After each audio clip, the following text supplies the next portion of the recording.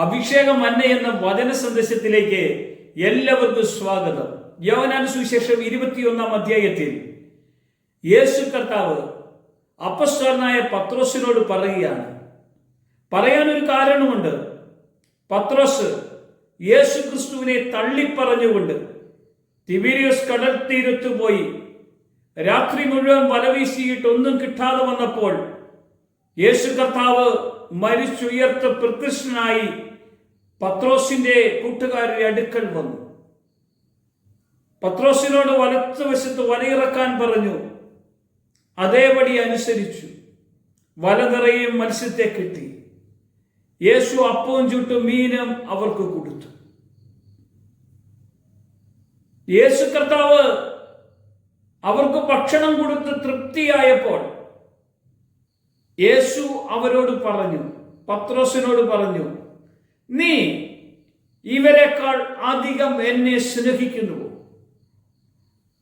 യേശു കർത്താവിന്റെ ആ ചോദ്യം നമ്മളോടും കർത്താവ് ചോദിക്കുക.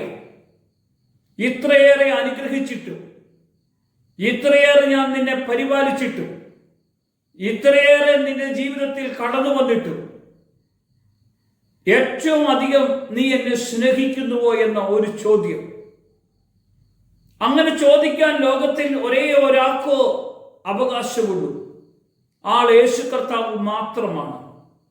യേശു കർത്താവ് പറയുകയാണ്, സ്നേഹത്തിന് വേണ്ടി ജീവൻ അർപ്പിക്കുന്നേക്കാൾ വലിയ സ്നേഹമില്ല എന്ന് പറഞ്ഞ യേശു തന്റെ ജീവൻ നമുക്ക് വേണ്ടി പകർന്നു തന്നു. ഈ ജീവൻ പകർന്നു തന്ന അതേ യേശു കർത്താവാണ് പത്രോസിനോട് ചോദിക്കുന്നത്, പത്രോസേ, നീ ഇവരെക്കാൾ അധികമായി എന്നെ സ്നേഹിക്കുന്നുവോ? പത്രോസിന്റെ മറുപടി കർത്താവേ എന്നായിരുന്നു. രണ്ടാം വട്ടം ചോദിച്ചപ്പോൾ കർത്താവേ എന്നായിരുന്നു. മൂന്നാം വട്ടമായപ്പോഴത്തേനും പത്രോസിന്റെ നിയന്ത്രണം വിട്ടുപോയി. എല്ലാം അറിയുന്നവന്റെ മുമ്പിൽ അവൻ അവനെ തന്നെ സമർപ്പിച്ച് എല്ലാം അറിയുന്നു കർത്താവേ എന്ന് പറഞ്ഞ് കർത്താവിന്റെ മുമ്പിൽ അവൻ ഏറ്റു പറയാൻ ഇടവന്നപ്പോൾ കർത്താവ് അവന്റെ മേലേക്ക് അവന്റെ കൃപയെ പകർന്നു കൊടുക്കാൻ ഇടവന്നെങ്കിൽ, എന്റെ വേല നീ ചെയ്യണം, നീ എനിക്ക് വേണ്ടി ഇറങ്ങി പുറപ്പെടണം, എല്ലാരേക്കാൾ അധികം നീ എന്നെ സ്നേഹിക്കുന്നുണ്ടെങ്കിൽ, അപ്പനേക്കാൾ, അമ്മയേക്കാൾ, കുടുംബത്തിലുള്ളവരെക്കാൾ, എല്ലാവരെക്കാൾ അധികമായി ഒന്നാം സ്ഥാനത്തിലേക്ക് കർത്താവിന് കൊടുക്കുന്ന ഒരു സമയം നമ്മുടെ ഹൃദയത്തിൽ വരുമ്പോൾ അവിടെയാണ് ദൈവത്തിന്റെ പ്രവൃത്തി നമുക്ക് അനുഭവിക്കാൻ കഴിയുന്നത്. പത്രോസ് അത് ഏറ്റെടുത്തു. കർത്താവ് പത്രോസിനോട് പറഞ്ഞു, എന്റെ വാഗ്ദത്ത പ്രകാരം, അത് പിതാവിന്റെ വാഗ്ദത്തമാണ്, അതാണ് ഞാൻ നിന്നെ അറിയിക്കാൻ പോകുന്നത്. ആ വാഗ്ദത്ത പ്രകാരം നീ പരിശുദ്ധാത്മാവിനെ സ്വീകരിക്കണം. ഞാൻ പോയി കഴിയുമ്പോൾ പരിശുദ്ധാത്മാവ് നിന്റെ മേൽ വരും, നീ ശക്തി പ്രാപിക്കും. പ്രിയമുള്ളവരെ, അധികം സ്നേഹിക്കുന്നവരിലേക്കാണ് ദൈവം തന്റെ കൃപയെ പകരുന്നത്.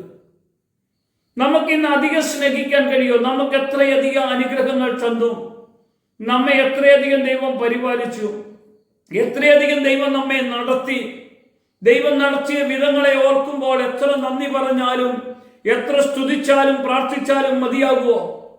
പത്രോസും കൂട്ടുകാരും അതുപോലെ കർത്താവിന്റെ കൂടെ കാത്തിരുന്ന് ആത്മപകർച്ചയിലേക്കും ആത്മസാന്നിധ്യത്തിലേക്കും ആത്മകൃപയിലേക്കും കടന്നു വരാൻ ഇടയായപ്പോൾ അവർ കർത്താവിന് വേണ്ടി തന്റെ ജീവനെ മാറ്റിവെക്കാൻ ഇടവന്നു.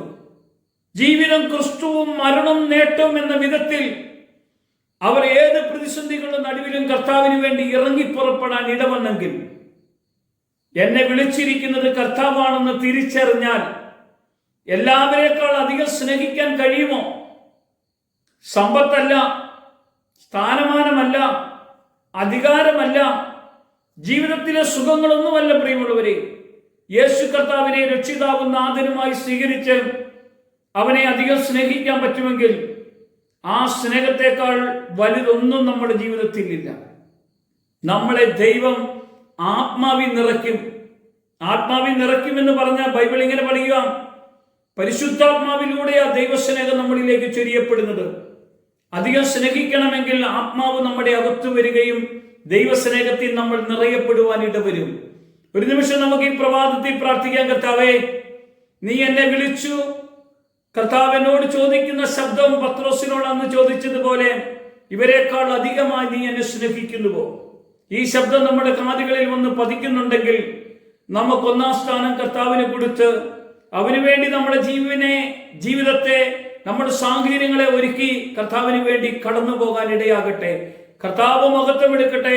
യേശുവിന്റെ നാമത്തിൽ തന്നെ ആമേൻ.